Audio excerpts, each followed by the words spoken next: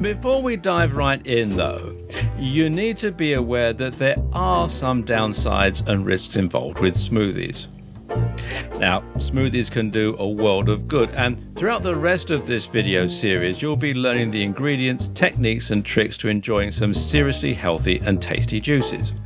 But unfortunately, as with any health trend, there are also those on the web who are pushing false information and generally causing harm to the good name of smoothies. The first thing to be aware of is the idea of juice fasting. Here, people will use smoothies as a meal replacement and will only survive on juice for a period of days or weeks. They claim this is a great way to detox the body and remove toxins, amongst other things, as well as being a good way to jumpstart your fat loss. Now, this is not a good idea. As far as detoxing goes, what's important to keep in mind is that this is another arbitrary term that doesn't really have any meaning. There is no scientific proof that we need to detox in any way or that we have a build-up of toxins. The truth is, our body has its own system of detoxification, and this works just fine without our help. Your body will have no difficulty in removing toxins over time, and they're not likely to build up or increase in number anyway. In one study, researchers asked the makers of detoxing hair products to name some of the toxins that their shampoos and conditioners could combat. They found that the manufacturer could give no good explanation. We like the notion of detoxing because it seems to make intuitive sense, but in reality, this is actually just a waste of time.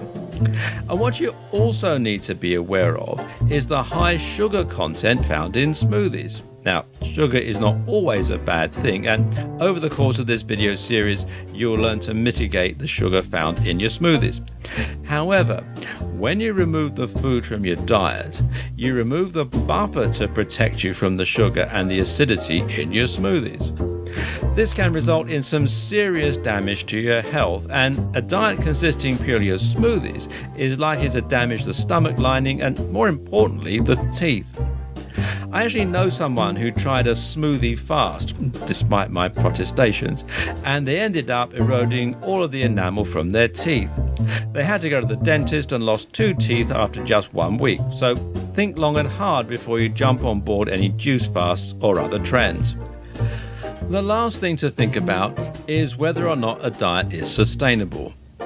If you're going to kickstart a diet by using an extreme fast, then you'll be putting your body through hell only to return to a normal type of eating. That means your weight will simply return to what it was before the fast and you won't have benefited. Moreover, when you fast for this long, you actually increase your likelihood of storing fat. Numerous processes in the body ensure this, but one key example is that your body will produce a lot of cortisol as a response to low blood sugar.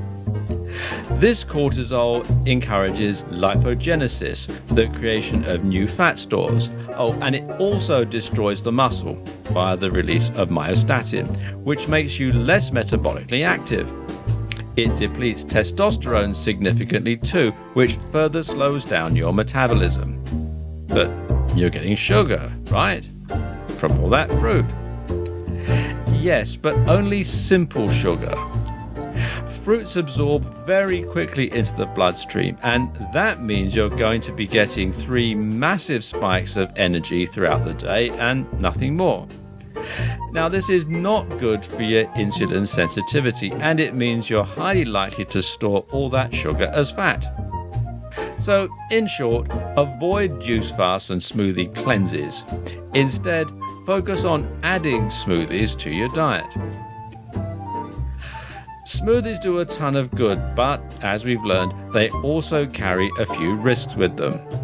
If you're now concerned at the potential damage that the sugar in smoothies can do, it might have put you off the idea of adding smoothies to your diet. But don't worry. When you add just 1 smoothie of a reasonable size to your morning routine, you have nothing to worry about. This is especially true if you also make sure that you reduce sugar from other sources in your diet. If you have particularly sensitive teeth though, or if you don't react well to sugar, Another option is to focus more on vegetable smoothies or to look for fruits which are lower in sugar. There are plenty of good options to choose from, and adding more water to your smoothie can also help to dilute it.